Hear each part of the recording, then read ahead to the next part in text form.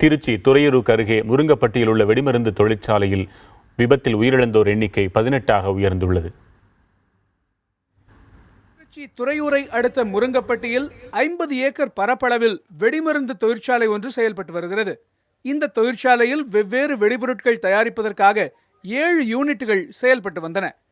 பாறைகள், நிலக்கரி போன்றவற்றை வெட்டி எடுப்பதற்காக சிலரி என்கிற ரசாயனத்தை பயன்படுத்தி இந்த தொழிற்சாலையில் ஜெல் போன்ற வெடிபொருளும் தயார் செய்யப்படுகிறது. இன்று காலை வழக்கம் போல தொழிற்சாலையின் ஒரு யூனிட்டில் 20 பேர் வெடிபொருட்கள் தயாரிக்கும் பணியில் ஈடுபட்டிருந்த போது திடீரென்று வெடி விபத்து ஏற்பட்டது. கட்டடங்கள் இடிந்து விழுந்ததால் பணியிலிருந்த தொழிலாளர்கள் வெளியேற முடியாமல் உள்ளேயே சிக்கிக் கொண்டார்கள்.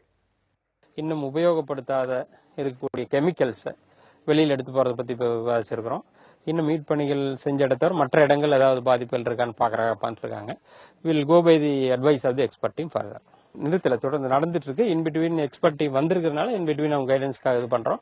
ஸோ இந்த போர்ஷன்ஸ் கிளியரிங் ஒர்க்லாம் முடிஞ்சிருச்சு.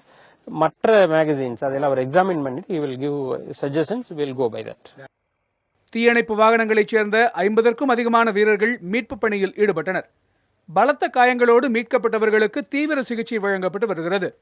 விபத்தில் உயிரிழந்தவர்களின் குடும்பங்களுக்கு இழப்பீடு வழங்கப்படும் என்று சுற்றுலாத்துறை அமைச்சர் நடராஜன் கூறியிருக்கிறார்.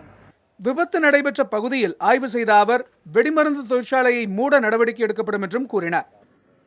நிச்சயம் இந்த இடத்தில் மீண்டும் இந்த ஆலை தொடர்ந்து செயல்படாமல் இருப்பதற்குண்டான பணிகளை மாவட்ட நிர்வாகத்தின் மூலம் எடுத்திட நடவடிக்கை எடுப்போம் என்று கூறியிருக்கின்றோம்.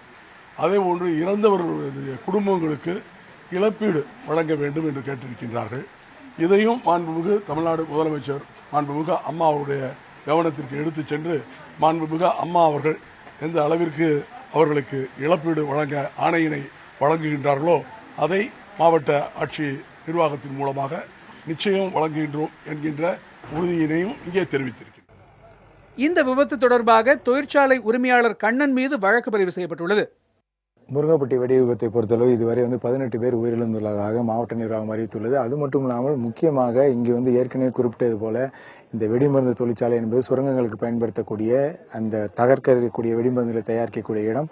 இந்த நைட்ரஜன் இந்த வெடிமருந்து தொழிற்சாலையின் ஒரு யூனிட்டில் இன்று காலை ஏற்பட்ட இந்த விபத்தில் நைட்ரஜன் சிலிண்டர் ஒன்று இப்போ மீதம் உள்ளது. அந்த சிலிண்டரை பாதுகாப்பாக நாளை காலை அதனை உடனடியாக அப்புறப்படுத்தவும் அதற்கான நடவடிக்கையும் தொடர்ந்து அதிகாரிகள் ஈடுபட்டிருக்காங்க. இரவு முழுவதும் அதிகாரிகள் பாதுகாப்பு பணியிலும் ஈடுபட்டு வராங்க. புதிய தலைமுறைக்காக ஒளிப்பதிவாளர் சசிகுமாருடன் துறையூரிலிருந்து சார்ல்ஸ்.